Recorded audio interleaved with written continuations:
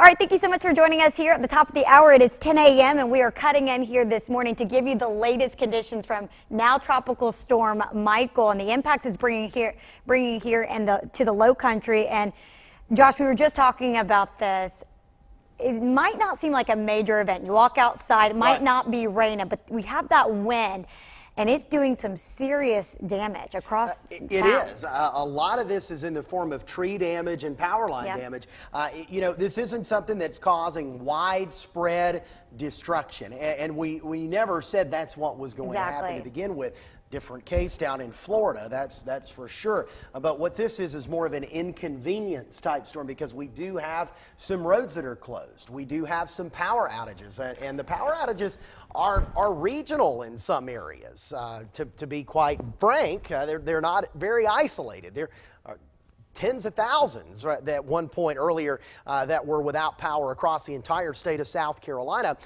Now we're getting better in some spots, but as some areas are repaired, you've got others that go offline because the wind gusts are still out there well in excess of tropical storm strength.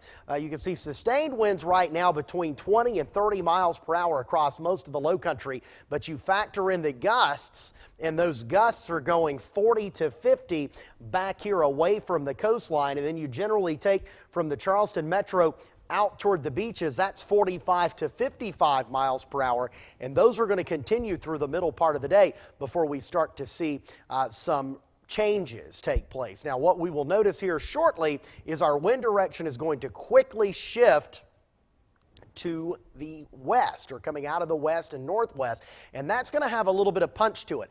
The so-called punchiness, I guess you could say, of the wind has tapered off just a little bit. Still some gusts out there, but it's not quite as hard, not quite as forceful, and as frequent as it was a couple of hours ago. Well, here in about another hour or so, you're going to notice as the wind direction shifts on the back side of the storm that there's going to be a little more punch to the wind again. It won't be as long of a duration, but there will be strong offshore winds for us here for the rest of the afternoon hours. So as we look ahead, things are going to improve. After our weather alert day today, we're going to start seeing more improvements here Friday, Saturday, and Sunday with high temperatures around 80.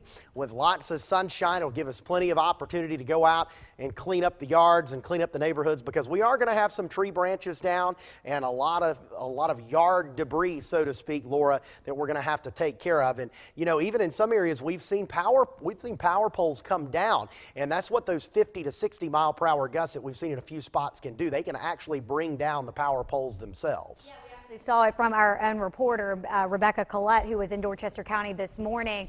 A transformer blew seconds before she came on air, and it was a scary situation. Power lines, she's been reporting, coming down in areas of Dorchester County, and it's just not safe to be around or to drive around those down power lines because they could still be live. And keep in mind, many law enforcement here across town also reminding you, when you come across traffic lights that aren't working, you might see them, flashing red light, yellow lights. Just be extra careful. They're asking you to treat it as a four-way stop. If there's no lights flashing here at all, if there's a flashing red light, treat it as a stop sign. If it's flashing yellow, just keep going, use caution, and of course, keep an eye out for those down power lines, those down trees, because every time we go back to our incident report, we see more and more popping up in Dorchester County, Colleton County, even in Mount Pleasant.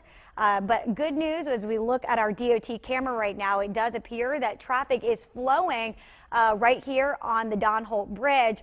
And also keep in mind, there's also been just be extra careful if you are a high profile vehicle with these wind gusts and sustained winds, because it can get tricky travel as you get to the top of those bridges. Law enforcement also saying, when it comes to those high profile vehicles, there it goes. The camera right there is shaking.